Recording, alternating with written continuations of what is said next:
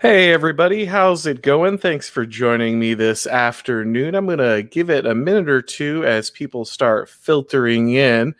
But thank you guys all for joining us. I don't normally do a bunch of breaking issue streams. Like my channel's not really like a follow the news type channel.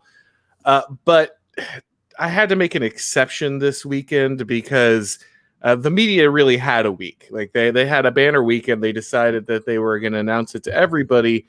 And so I wanted to go over the article that you saw in the thumbnail for this one because it's absolutely insane. And so I've got my buddy American Ostrakon joining me to talk about it. Thanks for coming on, man.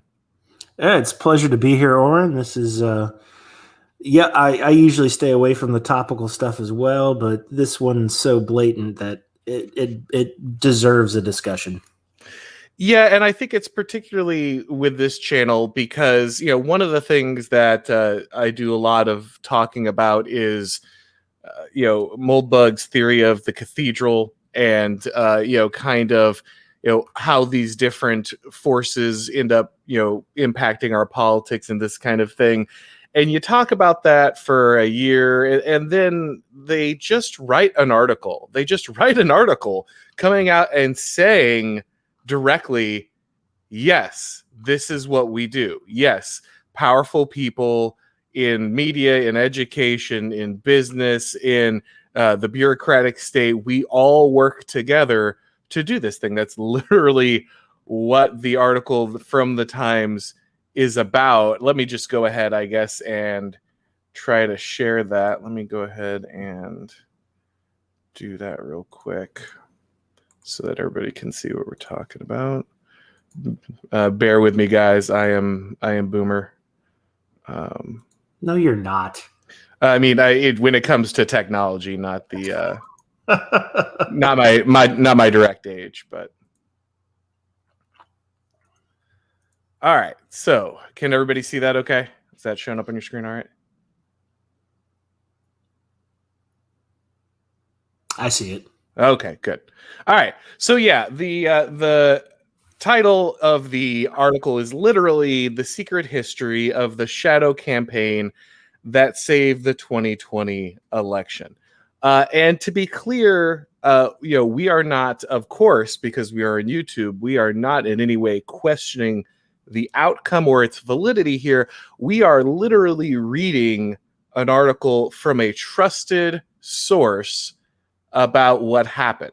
We're using a mainstream trusted media outlet and what they have written out loud in front of everybody about what happened with the 2020 election, which they titled "The Shadow Campaign That Saved 2020," which is just absolutely amazing. And how that's a good thing. Yeah, it's really funny because we went from people who talk about, we got months and months of article, well, not months and months, but ever since the election took place, we've gotten months of articles saying anybody who would question it, anybody who would say there was some kind of conspiracy or cabal, anyone who would say that people work together behind the scenes to manipulate, with that, we got tons of articles from all over, endless hours from CNN and MSNBC, all talking about how crazy it would be to talk about the idea that the election would be manipulated or calling the outcome into question, how anybody who does so is a conspiracy theorist, they're an Alex Jones crazy person. And we went from that to actually conspiracies are good inside of like a week, which is amazing. I mean, that's how they're framing the argument is that they denied it until it was effective. And now that it has been effective, there's like, oh, they couldn't even resist actually admitting what they did. That's the part that I'm gobsmacked by. Like it's not enough that you fortified an election, but on top of that, you now have basically taken the blueprints of how the election was fortified and shown them to anyone who has any passing interest in the subject. Yeah, as you guys will see, if you haven't read the article yet, it's amazing. And so as we go through it, you'll see why we're calling the election fortified. But yeah, it is truly amazing that they went to the trouble of writing an article of like, this is how we did. Like, it's literally the O.J. Simpson, I didn't kill her, but if I did, this is how I would have done it. Except they're not even being euphemistic about it. They're like, no, yeah. they're just, this is what we did in order to ensure a particular outcome in this election. Right. So just to get a little teaser of where this article is going, just so we can enjoy this, it says a second odd thing happened amid Trump's attempts to reverse the result. Corporate America turned on him. Hundreds of major business leaders, many of whom had backed Trump's candidacy and supported his policies, called on him to concede. To the president, something felt amiss. It was all very, very strange, said Trump on December 2nd. Within days after the election, we witnessed an orchestrated effort to anoint the winner, even while many key states were still being counted. Now, to be clear, when Trump said this, all of the media were calling him absolutely crazy, dangerous, he was trying to foment an uprising. And then what follows next in the article is absolutely insane. In a way, Trump was right. There was a conspiracy unfolding behind the scenes, one that both curtailed the protests and coordinated the resistance from CEOs. Both surprises were the result of an informal alliance between left-wing activists and business titans. Just stop right there. I just want to please read the last line one more time for me. Yeah, both surprises were the result of an informal alliance between left-wing activists and business titans. I'm done. Like, I think we can just end the talk right there. Just end the stream. Yeah, that's and goodbye, everybody. I'm changing to the Democratic Party. Politics is over. My brain hurts. Yeah, and that really is the message of it, right? Is politics is over. Like, it's very clear. That is the message. Yeah, we are in a one-party system. We are a one-party system. The people who are supposed to be adversarial towards each other are working in sync whenever someone actually threatens power, and they will climb out of the woodwork and work together to crush anybody who might be questioning their hegemony over the country. And so if you have any interest in bothering to run any candidate that's going to challenge your power in a Democratic election, don't worry. As it says next, the Chamber of Commerce and the AFL-CIO will work together. Unions will work together with corporate America to crush your populist candidate. Both sides would come to see it as a sort of implicit bargain inspired by the summer's massive, sometimes destructive racial justice protests, in which the forces of labor came together with the forces of capital to keep the peace and oppose Trump's assault on democracy. It hurts my brain. I'm really having a hard time, like, even discussing this at this point. I mean, it just some of the buzzwords that have been taken out of the article: the fortifying of the election, how democracy is actually very fragile and must be protected from those who would use democracy in improper ways, the creation of data companies in order to influence the election, the creation of a crisis red team after Trump was elected in order to best strategize on how to ensure that the next election was the most bestest, fairest ever. It's just I don't really know what to say in trying to comment about this whole thing being a conspiracy theory when they themselves admit, yes, it was totally a conspiracy theory and it was for the good of the American people. Yeah, absolutely. I mean, you can even see here they directly say, their work touched every aspect of the election. They got states to change voting systems and laws and helped to secure hundreds of millions in public and private funding. So literally, our deep state apparatus paired up with organized labor, and big business, and big businesses to get together and raise hundreds of millions of dollars and leverage it to change voting laws with the specific purpose to defeat Trump in an election. It's right there. Like it is amazing. I mean, it's the normalization of what should not be normalized, right? That's the purpose of the article. One, it's a victory lap. It's a brag in a way. And this isn't the only article, although this one is probably the most succinct. There are other articles that are good companion pieces of this one. But it's just yes, we won. Here's how we did it. And if we need to do it again, we'll be sure to do so. Yeah, and when the media is not busy actively covering for and running defense for the enshrined elites, its job is to stroke their ego, right? And this is just public lewdness, right? Like they're just whipping it out and saying, all right, check us out, watch us, look at what we did. Like, we're going to do this in front of you guys. What are you going to do? Right. Like not only did we do this, we feel like we should receive adulation. And so we are going to regale you with the epic tale of how we fortified this election through by openly admitting to manipulating laws, influencing media, setting up narratives, like it says here, successfully pressuring social media companies to shut down speech of people that they disagreed with, and it's all laid out. And like you said, we'll go to other articles that support this and flesh it out, but this one is the one that is most explicit because it wants to be self-congratulatory. It wants to just look at us. Aren't you lucky that we saved you from Orange Man Bad?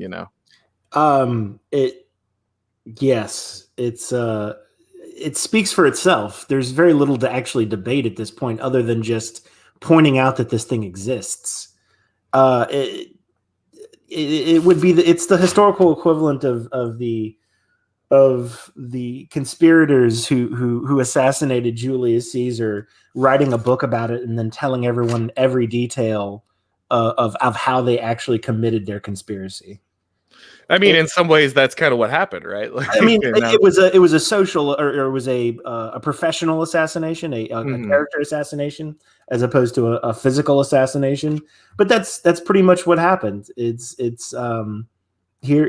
is the oligarchy saying this populist leader is somebody we do not agree with, and here are all the steps we took in order to ensure that we were in the best position possible to fortify this election. Yeah, so just amazing quotes here. I know I'm just reading some of this, guys. We're just reading it off at this point, but it's just, how can we say it any better than what's already written? Yeah, at some point you just have to quote them accurately, and it's self-damning, right? It's not our word against their word. It's their word on their word. Yeah, every attempt to interfere with the proper outcome of the election was defeated. But it's massively important for the country to understand that it didn't happen by accident. The system didn't work magically. Democracy is not self-executing, which of course anybody who's been in these parts knows. The democracy is not about getting the most votes; it's about counting the votes, right? But they just say that out loud here. That's why the participants want the secret history of the 2020 election told, even though it sounds like a paranoid fever dream. A well-funded cabal of powerful people ranging across industries and ideologies, working behind the scenes to influence perception, change rules and laws, steer media coverage, and control the flow of information. They were not rigging the election, they were fortifying it.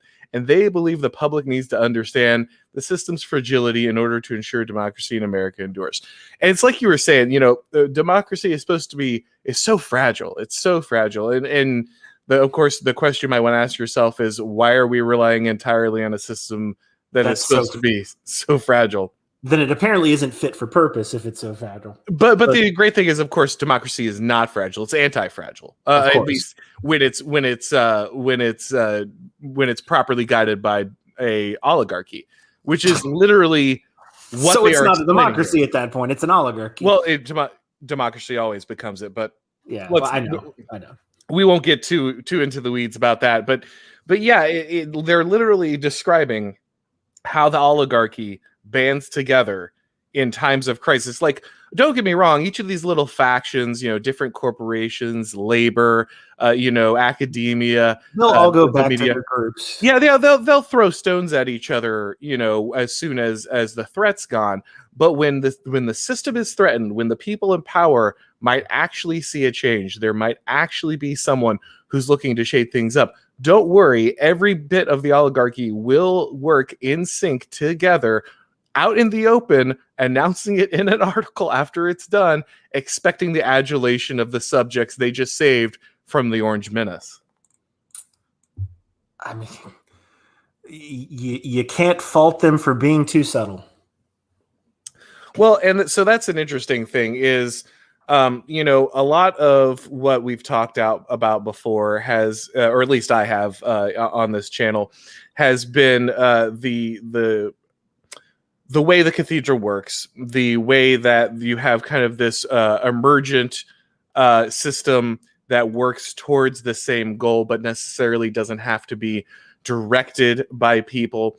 And a lot of people have had problems with that, and I understand why. And a lot of people will take that to mean, when you talk about it, that there are no bad actors and that the bad actors don't work together. And that was never what the cathedral actually meant. It never meant that there were never bad people who work together, but it meant that's how it starts, right? You have to start somewhere, and people who are in a system that have interests aligned with each other are more willing to work together. They naturally work together. They end up building these kind of alliances, and then over time we start seeing this this uncoordinated move towards the same goals eventually start coordinating as these people start relying on each other, communicating each other, coordinating with each other more and more. And at this point, it's basically the cathedral narrative is done. Don't get me wrong, like the theory still works in explaining how we got here, but at this point the elites are openly admitting to colluding on purpose with no shame involved. You don't need a cathedral mechanism anymore. There's no need for conspiracy when they have fully admitted it, and this is just the way things are. Yeah, you don't need to explain, you don't need a way to explain how things work without a conspiracy theory, when the people running things literally come out and explain the conspiracy they are operating and expect people to cheer them on for it. Yes, exactly. I mean, it's to quote a bit from Charlie Wilson's War is one of my favorite films, but there's a point in the film where it's like a parable about Charlie Wilson's dog, and he talks about how the day I fell in love with basically what happened was his neighbor had killed his dog in a really kind of cruel way. And he found out that his neighbor was a local elected official. So what he did is he was a teenager, and he went and collected a group of disenfranchised voters. And right before they went into the voting booth, he told them, I don't want to influence your decision, but I want you to know that this man killed my dog. And then they went in and voted. And that particular person did not win that local election. And the point he made and what he said is that was the day that I fell in love with democracy. And another way to interpret that is that was the day I learned that I could influence or affect democracy, change democracy in order to suit my interests, is the day I learned that I love democracy.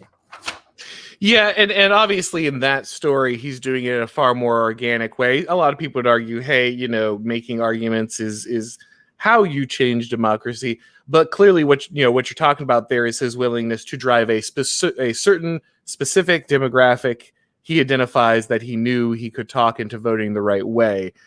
That's just the beginning. That's how it starts, right? Right.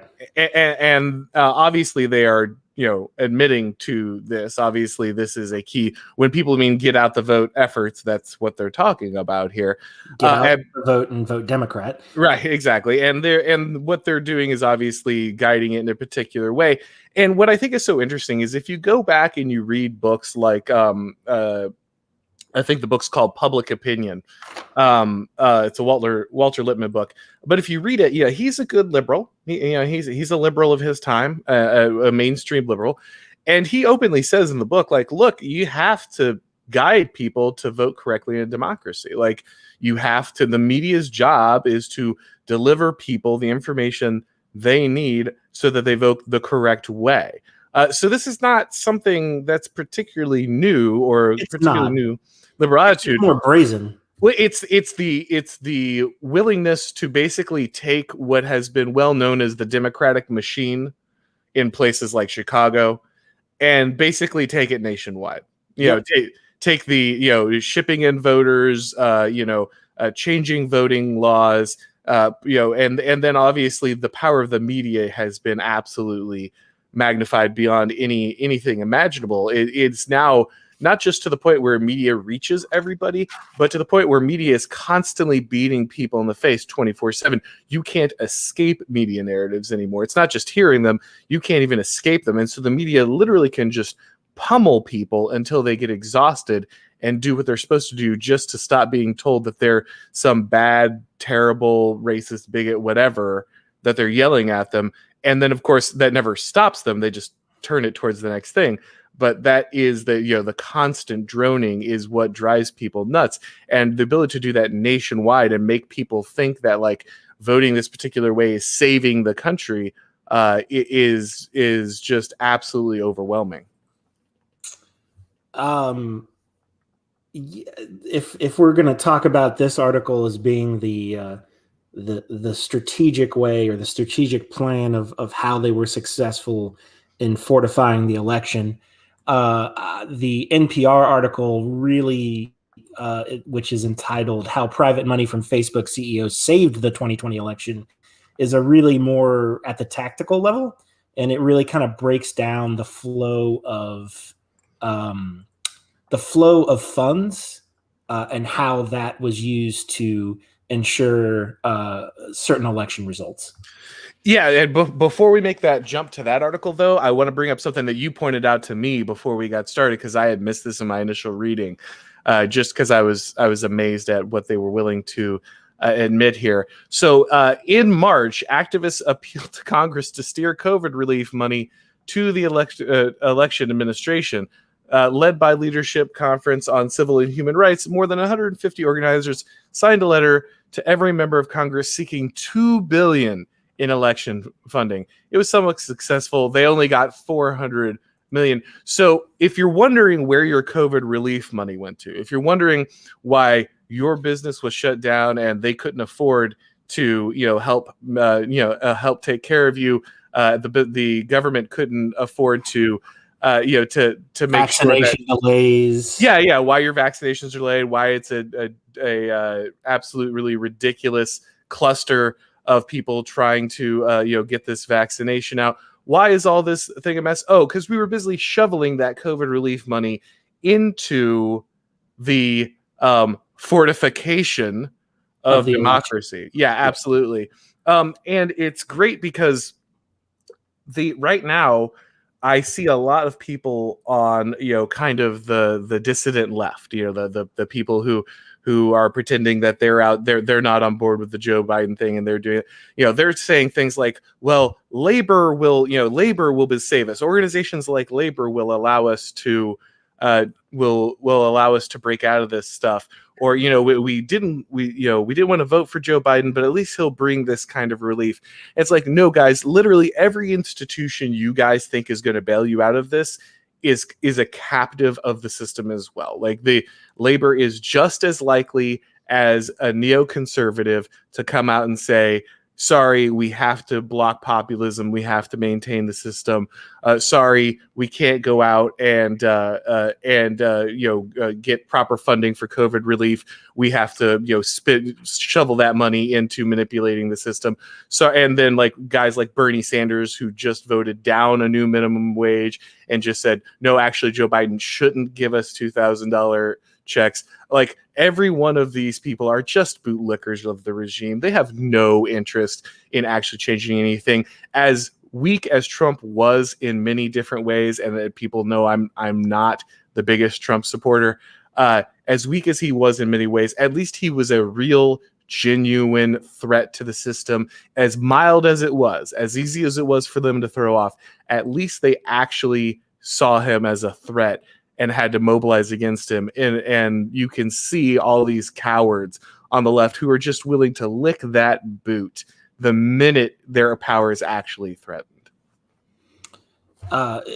Washington, D.C. itself, as you know, Auron, I've been living in the area for the past 4 months or so, and it was the city itself, the body of government, federal government, was catatonic up until after the election. There was nothing going on. No pay. For my work, there was a lot of paperwork that needed to be filed and processed. None of that happened. And then magically, less than a month after the change in power, all of my paperwork went forward. Everything that I needed to do, all these processes that only take supposedly a week or two, all magically were completed. I mean, that just tells me on a small scale how just everything shut down. There was going to be no changes, no effective government. I mean, in essence, the federal government didn't exist for about 4 months because of this election. It was that critical that every resource and anything related to the federal government was solely focused on the election and nothing else, regardless of whether or not that's their job. Yeah, and you can tell, like, it's so amazing. They even say, like, look, basically we had to tamp down the protests because it was clear that they were starting to impact the poll numbers. We had to shut down social media. We had to basically hijack every single narrative in the media. We had to bring constant barrages of ads and different things against people to drive down those numbers. And that's something you can see repeatedly in the article. They specifically say repeatedly, we knew that things were going to look really good for Trump on election day. We knew that Trump was basically going to win the vote on election day. And they say specifically in the article, we had to build the narrative that votes were not going to be done, were not going to be finished counted by the end of the night. We had to build the narrative to expect weeks and weeks of delay, specifically because we knew if the perception of the election was cemented in the public on election night, Trump would win. So they openly admit to saying, we changed literally everything. We changed the way voting works. We coordinated with these groups that were involved in protesting and rioting to make them stop, so it would stop hurting Joe Biden's poll numbers. We cranked out this media narrative on purpose to make sure people stopped expecting elections to be over on election night. And that all goes into what you're talking about, where basically the government shut down everything it's doing because the most important thing anybody in the bureaucracy could do is work to make sure Donald Trump didn't get another election, which is amazing because, again, I don't even think he was that big of a threat, but they are so terrified of losing power. Like it's so weird because in some ways, you're right, this is a victory lap, right? In some ways, this is a flex, but at the same time, it seems like they're so weak. It shows them as so weak because they were so worried about this guy who was basically a blue dog Democrat. Like, a blue dog Democrat is more dangerous to them than they can handle. But they felt like they had to coordinate an entire, openly what they say, a cabal in order to defeat. Their words, not mine. I'm not Alex Jonesing on you here. I'm not telling you the frogs are gay. Like, it's literally their words of what had to happen. Yeah, it's that says it all. I have a hard time talking. I know I keep saying I have a hard time talking about it, but I really do, because they say it better than we do. No, it is befuddling to hear them explain it the way they're doing it and just not expect anything. And this is every time I see this all the time right now. You still have people going on like, but we need to go get into elections. We need to, we have to figure out what the next 4 years are going to look like. We have to find the next candidate. It's like, no, guys, we don't. Like, they're telling you it will not be allowed. They're openly telling you that it will not be allowed. And until that problem is fixed, why bother pretending that you're going to be able to do anything else? It's absolutely insane. Like, if people are openly telling you we will rig the democracy until the results are correct, and they're telling you that fortify.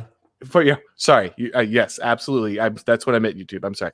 We're fortifying. Yep. We're fortifying the results, and we're fortifying democracy.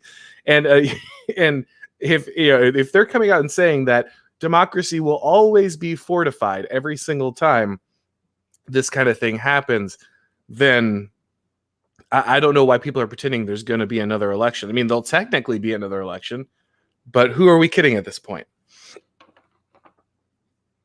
So right. This is the other article that I was talking about. And if, like I said before, if the other article kind of went over the strategic goals of this election, this is more the tactical how to, as far as fortifying an election. And the big takeaway I have from this is funding directly from Facebook's CEO was used in order to purchase election equipment. Yeah, so that single thing just kind of is kind of very suspect to me.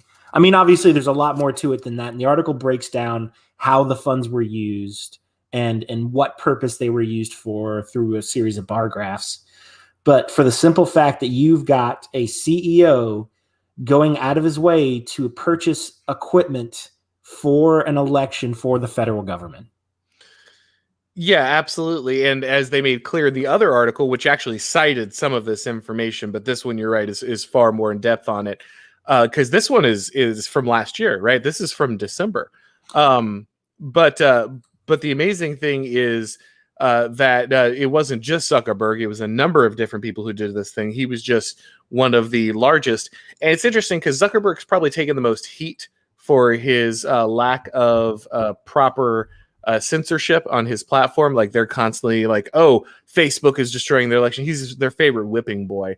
And so obviously he's buying basically credibility, right, with by doing this. And so he spends what was it, like $350 million? Yeah, $350 million donated to, like you said, buying this equipment, which again, like we felt the need to completely alter the voting system after we definitely overplayed the importance of a pandemic and a lockdown. And then because we completely, and they said in the article that they worked together specifically to change those laws on purpose, because they knew that would be key to making sure they defeated Trump, whose base would show up in droves. They spent $350 million of private money to buy the very equipment on which this new form of election would take place. I don't know. You want to talk about how I'm going to be building a house in a couple of years or something? Like, I'm designing that. Like, we could go into that, because I can wrap my head around that for a while. Yeah, well, it's just so obvious that that this is incredibly dangerous, right? That this is an incredibly dangerous way to try to run an election, and that it opens up to these type of things. And it's funny because we, constantly, and this is all they're saying now. This is all they're saying now is, oh, the rise of fascism. Fascism is coming for all of us. And the way they defeated fascism was to get a bunch of corporations to work together with the state to fortify the electoral results and make sure they got the desired outcome. This is the defeating of fascism. What they did was they merged the corporation with the state in order to fortify the results. That's how they defeated it. And took a global crisis and used it to their advantage on top, as a little cherry on top. Well, I mean, at some point you have to wonder how much of the global crisis is there just to defeat Trump, right? Right.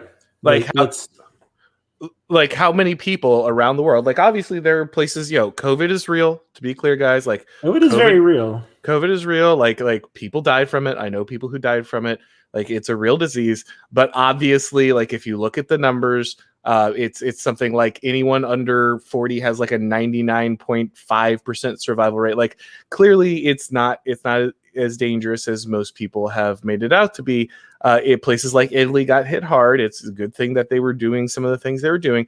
But the idea that every nation of the world needs to go through these kinds of lockdown measures is absolutely insane. And you get the feeling that basically a global effort to make these things more intense than they needed to be really fed into this need to this election. This need to fortify democracy, good and hard, right? I mean, like you said earlier, when you are taking money that's been earmarked as COVID prevention and COVID vaccination money, and instead is funneled into making sure the election is more fair. Yep. I mean, obviously changing the funds of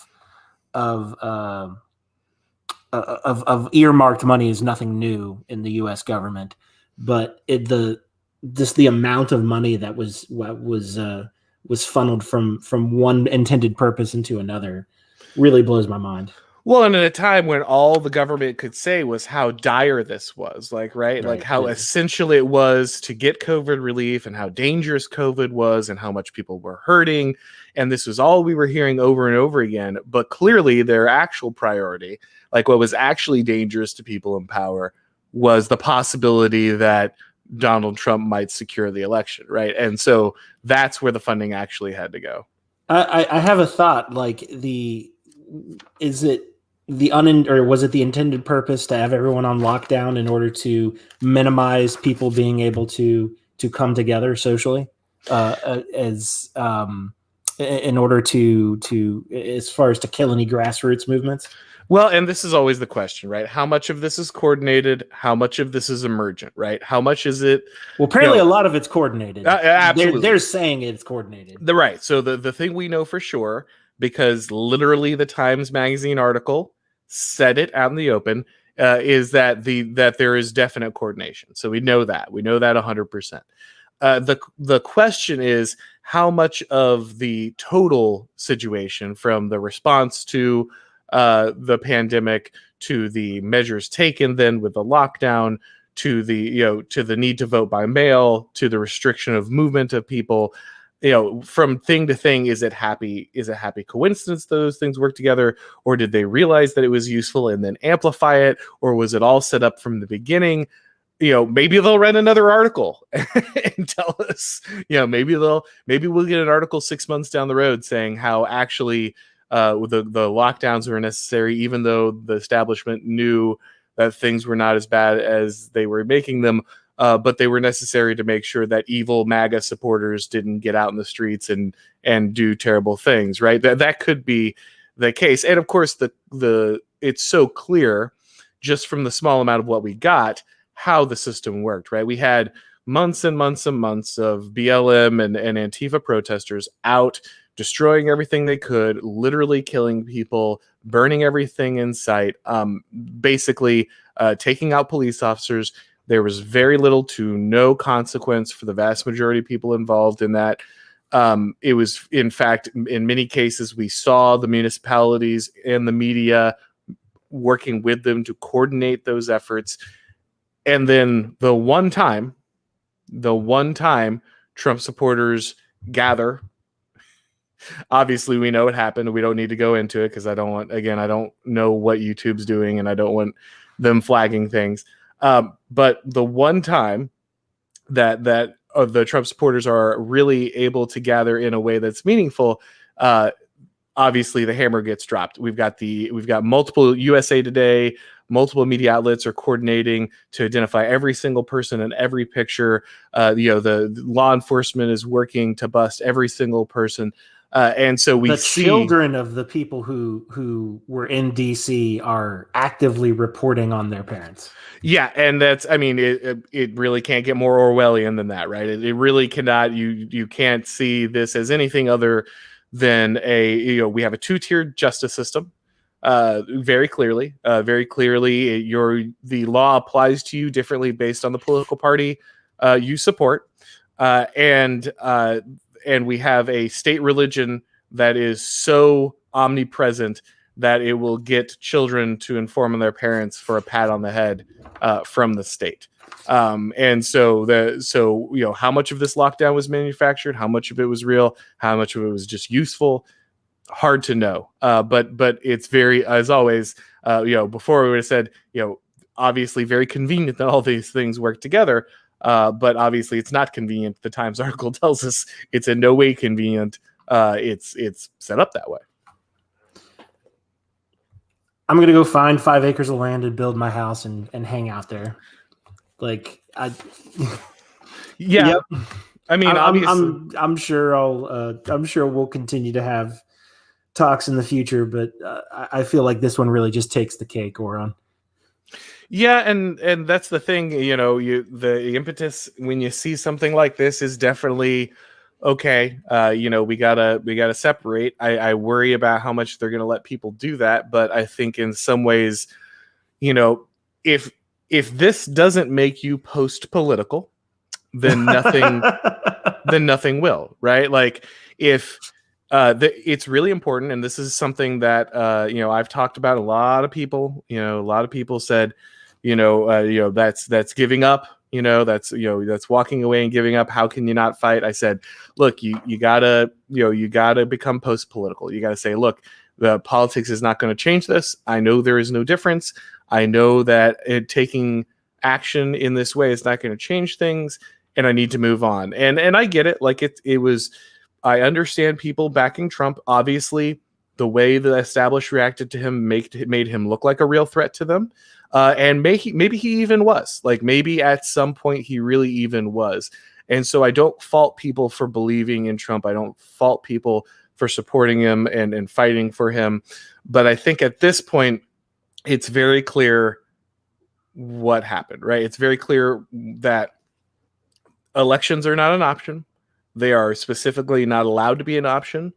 The media will write stories about how they work together with literally every interest group across political lines to make sure that elections cannot go the wrong way. And at that point, you have to stop deceiving yourself. You have to stop lying to yourself and saying, this is a legitimate way to influence the people who rule over me. I agree. Shall we take a few questions? Sure. So, as we reach out about this, if you guys want to throw any questions in chat, of course, any super chats are appreciated, but any questions in general, we'll definitely talk about. So if you guys want to do any of that, I see we've actually had quite a few people chatting. Sorry, I've been sharing the screen so much and everything. I haven't really been snagging quotes like I normally would. But before we move too far into the questions, why people might be loading those up, I want to talk a little bit about also another narrative that the media has been building up, which is pretty funny in light of this story. But I posted on Twitter, and I should have brought it up on Twitter. We're not sharing now, so maybe I'll bring it up while I have time. But you're starting to see a lot of mainstream people, a lot of Democrats, of course, but also, media and everything talking about how basically MAGA, Trump supporters need to be treated like terrorists. Like they need. Now that they've secured the levers of power, it's time to grind their axes. Oh yeah, absolutely. Here we go. Let me switch over. I don't know. I don't think I can play the clip just because. I don't think I can play the clip just because it'll trip the the stuff with YouTube, the video attribution. Oop, nope, wrong thing. Hold on. But I can at least show you what the people were talking about. So yeah, so this is an MSNBC anchor, and she's having this discussion. As you can see, Republican lawmakers tied to extremist groups face scrutiny is the title, and she's openly saying in this, if Mitch McConnell was for drone strikes to fight terrorism, then why can't we drone strike? Why can't we drone strike Republicans? Like, why can't we drone strike people who disagree with us politically? Like, this is a conversation. And to be clear, nobody really says, what are you, wait, hold on. Maybe we're going too far. What are we talking about? They don't. They all just say, yeah. I mean, that's, that seems consistent, right? Like if we're going to do that, then clearly, obviously this has to be on the table. And we're seeing a lot of this. We're seeing a lot of, I mean, and I know you're familiar, they started purging the military already. They're background checking people. If you voted the wrong way, if you posted the wrong thing on Facebook, they vetted everybody who was going to be anywhere near the compound. I mean, White House. I mean, I already told you, you're aware. I voted for Biden this last year. Oh, I didn't vote for Trump. There was no point. Yeah, and to make sure that that's on the rolls, and I think it's clear that the military is going to be doing that. I think it's clear that they're going to be pushing to make sure that any part of the security apparatus has basically no one who disagrees with them. And it's funny because the first time you were on my channel, we talked about this, right? Yeah, I mean, for those not to go back and just say, hey, check out some old interviews, but it's very relevant to what we're discussing today, and the way in which that process took place. I can only surmise that it took place in other federal government agencies as well, right? It wasn't just the Department of Defense that this took place in; it was all government agencies. Yeah, and I mean, it doesn't take a long stretch, like, right? No, it doesn't. Most of these people are already we're already leaning that way. There's even in what are supposed to be ostensibly the the red empire parts of the American government, most people at this time are very liberal. They're very progressive. If they're in any way supposedly what right wing, it's only very mildly in a neocon direction. And so, like you're talking about, the general corps and the military and every different government agencies basically already heading that direction if they're not already firmly there. And so it doesn't take much for them to get together and manipulate things in that direction. No, it's been a long time coming, and it's like I said, go back and listen to that talk, because we go into great detail on how the culture of the military was changed deliberately. So Paul Cornelius for $5 says, thanks for your work. Keep it up. Thanks, man. I really appreciate it. Really appreciate the donation. And then someone brought this up here. He said, soon we'll have a Ministry of Truth. And then I thought it was funny because we already do. It's being created as we speak. It literally is. And actually, funny enough, the New York Times this week suggested what positive is that a neon? I'm not sure how to say that one. That probably has something to do with the charge there.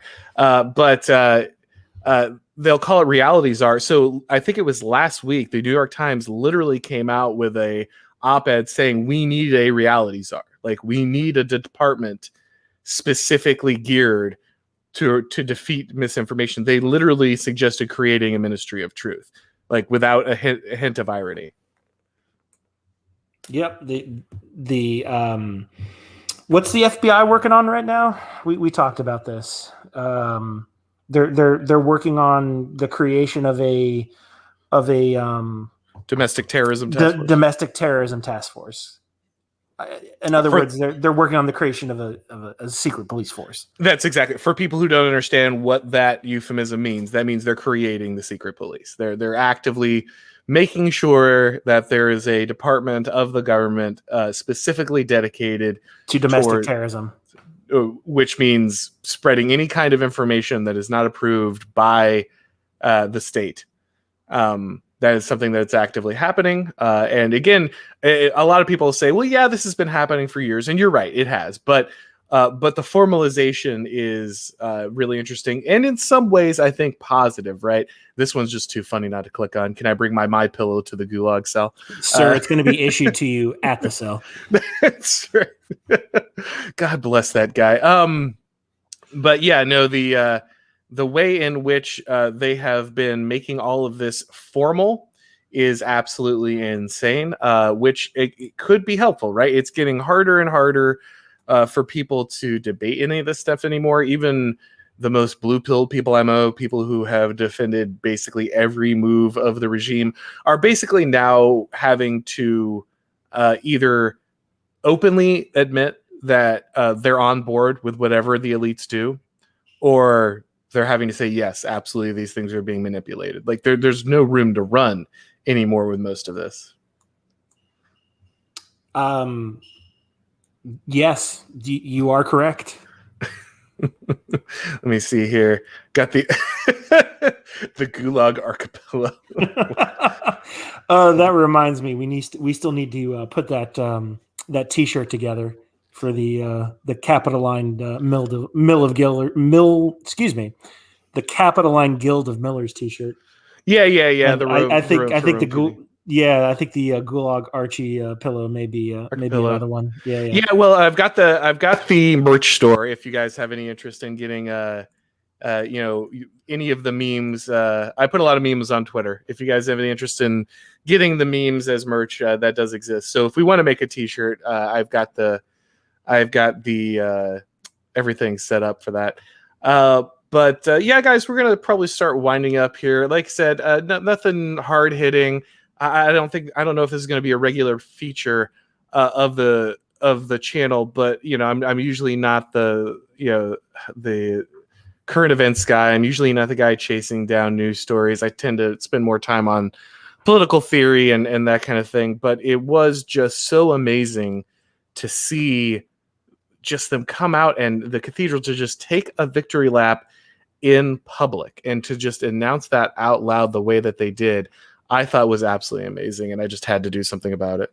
At this point, ladies and gentlemen, I would say, go exercise, work on your physical health, get your finances in order, and just focus on the little things that you do have control over. So an interesting question here from Cole H. Will we get an Ayatollah-esque religious political figure to counteract the cathedral? That's actually an interesting thing to talk about for a second. So as things are becoming more and more obvious, right? As things are more and more formalized, and it's no longer something that we can hide or that people can hide from. That means that, up to this point, the state religion has got to work because it got to pretend it wasn't one. Progressivism had a competitive edge because it always got to pretend that it was not a religion, and no, it was it was its own objective set of values, and it wasn't endorsed by the state. It was just some rational thing that they came to. I think they'll still keep that language. I don't think they're gonna openly adopt the religious language, but will we see a more kind of based religious opposition? That is interesting. I wonder, because at some point churches will stop being able to pretend anymore, right? Especially when they see I don't know, they've given up so much ground. But it is interesting. Do you think we'll see anyone rise to the occasion in that kind of way and speak out against kind of this cultural hegemony that we're seeing from the government, from the media, from the businesses, all this kind of thing? I think it's an interesting point, but it's not really related to anything what we were talking about. Mm-hmm. But we were I was watching a YouTube video that talked about the blurring of popular culture, meaning in the past you would have like one or two big blockbuster movies, and then like in 1970s and 80s. I'm going somewhere with this, Mhm. where everyone would have those cultural milestones in order to connect them with the rest of the culture. But what we've seen today with media being produced by pretty much anybody, which has got its advantages in some ways, we are able to have a platform that we necessarily wouldn't have in any other time period in history, is that it really makes it difficult for clear messages or for powerful messages to get across to the public in a meaningful way. So while yes, it is possible to have that type of counter figure exist, how effective they're going to be in actually getting that message out in a sea of other media, I don't know. Yeah, and this is something I discussed with Morgoth when I did my first stream with him. We talked about how one of the advantages of the left is that because they have the cultural hegemony, they can present one narrative, and that really is very powerful. The technology we have, like you're saying, allows us to kind of break in and do some guerrilla work and bring in different narratives. But because that we're so fractured, because there's not one right wing or there's not one opposition or however you want to frame it, because there are so many different ideas and so many different people who have different ways of looking at this and different messages on who's in charge and what happened and how to fix it, it's hard to solidify one thing. Now, on the religious aspect, one thing that I've been talking a lot more about, because I've been reading a lot of Oswald Spengler, and I made a video about the atheism of collapse, and he talks about how as civilizations kind of come into the full their full fruition, and they start building these giant cities and people urbanize, you start to see atheism come in. It's predictable. It happens in many different societies. He says, the Stoics were the atheists of the Romans, and he has all these different basically each culture has its own atheism that comes in once it kind of has moved over the hill and starts dying. And what he points to is that eventually people get tired. They get tired of the rationality. They get tired of trying to bear the suffering of life purely through rationality. And so what they begin to do is walk away from it. They just abandon it. And they abandon things. And he actually predicts, like, people will abandon science. Like, we will see people in the West get tired of this hyper rationality. They'll walk away from science and they'll just start believing in anything in order to escape like the rigid structure and relentless rationality of these kind of things. And I think that's what we're seeing, right? The religiousness has manifested itself in this wokeness, right? So now men can become women and 2 + 2 = 5, and a biological man has no advantage over a woman in sports. Like, these are all they're all clearly religious statements, right? They're completely broken from reality, completely broken from anything we would recognize as science. They're not calling it religion. They're not saying we're abandoning religion and going towards these things, but it's clearly happening. When you don't allow for dissident opinion about your facts that you're presenting, it does feel very religious. And there is no room for dissent in this particular in the way that they conduct business. No, absolutely, and I think that's to make sure to protect our power. JNS77 said something interesting here. He said, yeah, but Molbug basically told them that their system is strong because it's informal. Now they seem to be going away from that, which might not be a smart move. And I think that's interesting. I don't think it is a smart move. I think you're right. I think that Molbug talks about this, and I did a video on this. If you guys want to go back and watch it, or you can read the essay. It's called The Four-Stroke Regime. And he talks about how basically we're going to transition from a 2-story state to a 1-story state. And the 2-story state is more stable because it basically gives people the illusion of change. It gives people the illusion of power. They can say, "Oh, my story's winning," and I'm battling against the other story, and they can feel the influence. He says, like, when there's one story, people start asking, "Is that story true?" When there's two stories, people start asking, which story is true? And so the two-story state is more stable because you can always switch teams, play it against the other team, and the elites never actually get attacked because they can always redirect the popular energy to the opposing team, the other story.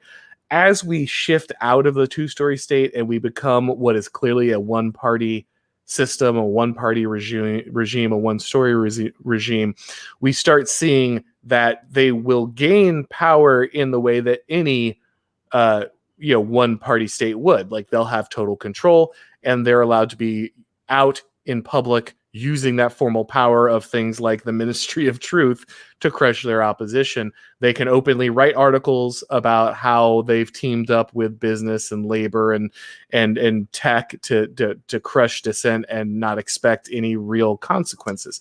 But at the same time, I think it makes the power more fragile, and that's what Moldbug says. The power becomes more brittle, and brittle things break. And so I think you're right that over time that is a show of weakness, though it looks like strength now. I agree. It's they're not following their own playbook anymore. Yep, absolutely. All right, guys. Well, we've hit an hour. Gonna go ahead and wrap it up. Like I said, thanks for coming by. We really appreciate it. Appreciate the super chat. Appreciate you guys. Please go ahead and hit subscribe if you're not subscribed to the channel yet. And I want to thank American Ostrakon for coming on again. Thanks, man. Pleasure to be here. I really always enjoy my time here on Auron. Thank you. Absolutely, guys. All right. Well, thanks for coming by, guys. Once again, have a great one. And as always, we'll talk to you next time.